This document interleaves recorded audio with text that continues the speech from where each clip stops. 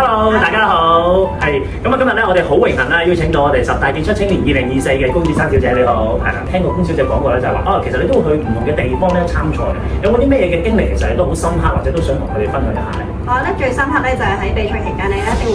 遇到好多嘅困難啦。咁但係就係因為你認識咗好多唔同國家嘅運動員啦，除咗可以交流咧喺比賽或者訓練上面嘅一啲心得之外咧，最緊要咧就喺比賽嘅時候咧，如果你遇到啲咩困難，例如咧我係乒乓嘅運動員啦，我哋試過咧行李咧俾人寄失咗，唔知去咗邊度喎，咁你冇工具去比賽點算咧？就係要靠其他嘅海外嘅朋友啦，或者係比賽嘅運動員咧問佢哋借兵符。咁所以咧，如果認識到更加多嘅海外嘅朋友啦，又或者運動員咧，其實喺比賽期間咧，你會覺得所有嘢都更加容易去處理。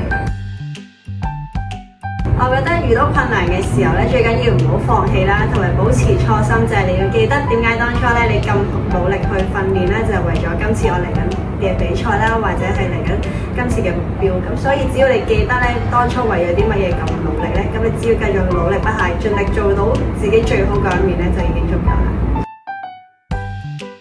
各位兒童飛龍大使，希望咧你喺過程之中咧，可能遇到好多唔同嘅困難啦，或者挑戰啦，記得咧迎難而上，盡力做到自己最好咧，咁就非常之好啦。好啊，咁我哋記得要盡力做好自己最好咯喎。好啦，拜拜。